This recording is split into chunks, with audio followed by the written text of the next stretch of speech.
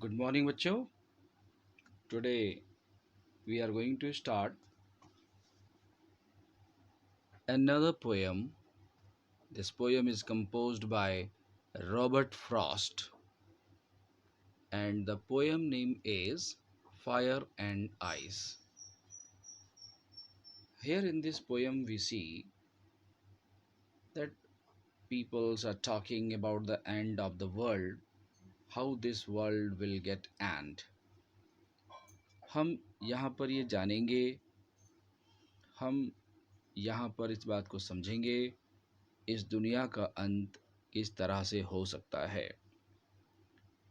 इस कविता में Robert Frost ने कहा, सम से the world will and in fire, कि इस दुनिया का अंत आग में हो जाएगा। सम से इन आइस, और कुछ लोग कहते हैं इस दुनिया का अंत बर्फ़ के द्वारा हो जाएगा। तो बच्चों, यहाँ ये जानना बहुत ज़रूरी है, फायर का मतलब क्या है। जो भी हमारे मन में डिज़ायर होती है, उस डिज़ायर को ही फायर कहा गया है। और अगर हम किसी से नफ़रत करते हैं तो उस नफ़रत को आइस कहा गया है, हेट्रेड को आइस कहा गया है। From what I have tested of desire, I hold with those who favour fire. यहाँ लेखक ने, हमारे कंपोज़र ने ये बात कही है कि वो दुनिया की उस बात के साथ जाना चाहता है कि दुनिया का अंत वाकई में डिज़ायर के साथ होगा, क्योंकि हमारे साथ हमारी जो डिज़ायर है वो सबसे बड़ा एक रीज़न बन जाता है कि हम अपने डिज़ायर के कारण बहुत सारी चीज़ों को गंवाते चले जाते हैं। हम एक दूसरे से गुस्से में रहते हैं।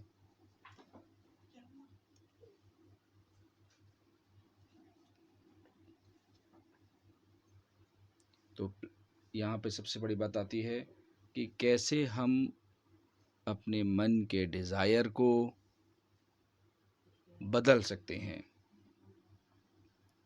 ठीक है बच्चों, तो ये बहुत बड़ी बात है कि हम यहाँ अपने मन के अंदर क्रोध, गुस्सा, इन चीज़ों को लेकर के ना आए, क्योंकि ये क्रोध, ये गुस्सा, इनके आने की जो वजह है वो डिज़ायर है। डिज़ायर की वजह से ही हमारे मन में क्रोध और गुस्सा आता है, जिसे फायर यहाँ पर कहा गया है। और ये फायर दुनिया के विनाश का कारण है। लेकिन एक बात और हमारा कवि हमें बताना चाहता है कि इफ़ इट हैड, है ना, क्या कहा उसने, but if it had to Paris twice. वो कहता है कि अगर इस दुनिया का अंत दो बार हो, अगर इस दुनिया का अंत दो बार हो, आप देख सकते हैं ना, ये जो ट्वाइस लिखा हुआ है, अगर इस दुनिया का अंत दो बार हो, तो वो कहता है मुझे बहुत कुछ मालूम है, I know enough of hate to से।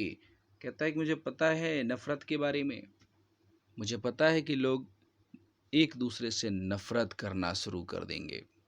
मुझे पता है इस दुनिया का अंत दूसरी सोच की वजह से होगा, और वो आइस है। और इस आइस का जो कंपैरिजन किया गया है वो हेट्रेड से किया गया है।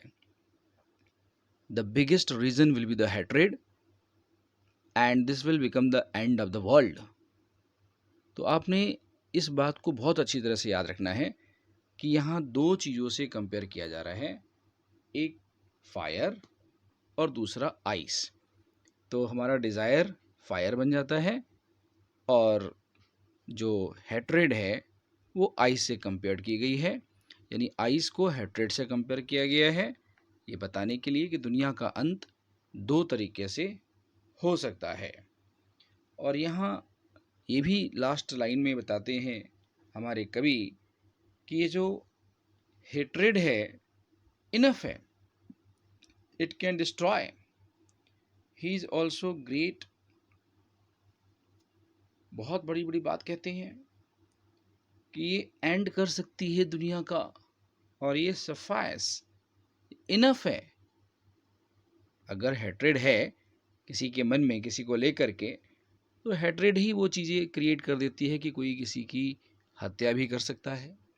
हेट्रेड वो चीज़ होती है जो कभी किसी को किसी अच्छे काम को करने से रोक देती है, आपके दिमाग में आने वाली प्रोग्रेसिव आइडियाज़ को स्टॉप कर देती है। तो हेट्रेड बहुत बड़ी वजह बन जाती है इस दुनिया के अंत का।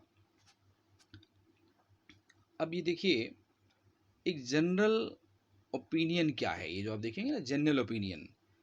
जनरल ओपिनियन ये हो गया कि भाई एक बार बोला गया आइस और एक बार बोला गया फायर, यानी इस दुनिया का अंत कैसे हो रहा है। जनरल ओपिनियन दुनिया की ये है कि world will and ice fire. ठीक है, ये मैंने आपको एरो से दिखा दिया कि दुनिया का अंत आइस और फायर से हो जाएगा। और यहाँ देखिए आइस को कंपेयर किया है हेट से, और यहाँ फायर को डिज़ायर से कंपेयर कर दिया गया है। किस तरह से आइस हेट बन जाता है, फायर डिज़ायर होता है अकॉर्डिंग टू। अब ये देखिए मैंने यहाँ बताने की कोशिश की है, क्या बताया मैंने। According to the poet desire is powerful and would be a quick end, desire makes us more aggressive, that's why it is compared to fire. ये जो हमारी डिज़ायर है, ये डिज़ायर हमें क्या बना देती है, ये डिज़ायर हमें देखिए बच्चों, ये मैंने लिखा यहाँ पर एग्रेसिव बना देती है। क्या बना देती है, एग्रेसिव बना देती है। और इस डिज़ायर के एग्रेसिव बनने की वजह से हम कुछ ना कुछ गलत करने के लिए इंस्पायर्ड हो जाते हैं। आप देख सकते हैं मैंने यहाँ पर आइस और फायर दोनों को एक साथ दिखा रखा है ऑब्लिक करके, कि आपको याद रहे कि दोनों वजह है डिस्ट्रक्शन की, और ये दोनों एक दूसरे से अटैच कैसे हैं, इन्हें बहुत अच्छे से आपको बता रखा है कि कैसे फायर डिज़ायर है और कैसे आइस हेट है। अब हम बात करेंगे अकॉर्डिंग टू पोइट्स ओपिनियन। आप देखिए यहाँ पे, this hatred is increasing among the people, this will and the world one day. ये हेट्रेड जो लोगों के अंदर है वो लगातार बढ़ रही है, और ये लोगों के अंदर में क्या कर रही है, नफ़रत बढ़ाती चली जा रही है, और यही दुनिया के अंत की वजह बन जाएगी। अब देखिए मैंने क्या कंक्लूजन आपको दिया बच्चों, कि यहाँ पे nothing in this world is eternal. आप देखिए मैंने यहाँ पे वर्ड दिया इटर्नल, यानी इटर्नल का मतलब होता है कि कोई चीज़ स्थिर नहीं है, परमानेंट नहीं है। ठीक है, इस दुनिया में सारी चीज़ें परमानेंट नहीं है। एवरीथिंग विल पेरिस, ये देखिए मैंने एक पेरिस वर्ड यहाँ पर यूज़ किया। सारी चीज़ें डिस्ट्रक्ट हो जाएंगी, डिस्ट्रॉयड हो जाएंगी। ठीक है, कोई भी चीज़ डिस्ट्रॉयड हो जाएगी, चाहे वो फायर में हो या आइस में हो। We should not forget this supreme reality. और मैंने लास्ट में क्या लिखा बच्चों, कि हमें इस सुप्रीम रियलिटी को भूलना नहीं चाहिए।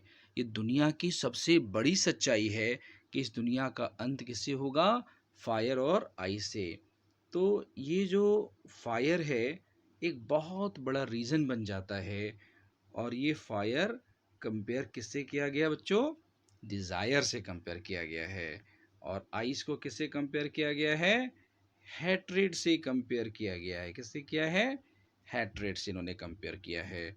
तो आपको क्या याद रखना पड़ेगा कि इस कविता का कंपोज़र कौन है, who is the composer of this poem. Then always remember Robert Frost is the composer of this poem. And very easy method is that you should try to memorize the picture based, दिमाग में picture बनाते रहा करिए याद करते समय, कि मैंने फायर को क्या कहा, आइस को क्या कहा, कैसे एंड होगा, लोग कितने रिस्पॉन्सिबल हैं, सोसाइटी में चीज़ें कैसे फैल रही हैं, तो मैं उम्मीद करता हूँ जब आप इन चीज़ों को याद करने के लिए अपने दिमाग पर ज़्यादा से ज़्यादा विजुअल्स क्रिएट करेंगे। जब आप ना विजुअल्स क्रिएट करते हैं तो क्या होता है, वो चीज़ें आपकी मेमोरी में स्टक हो जाती हैं। और सबसे बड़ी बात क्या होती है कि आपको किसी भी चीज़ को याद करने के लिए एक सबसे ज़्यादा इम्पॉर्टेंट चीज़ की ज़रूरत होती है, वो होती है कंसंट्रेशन। तो अगर आप कंसंट्रेशन से किसी चीज़ को पढ़ते हैं तो वो हमेशा आपकी मेमोरी में लंबे समय तक बनी रहती है। ओके बच्चों, thank you, have a nice day.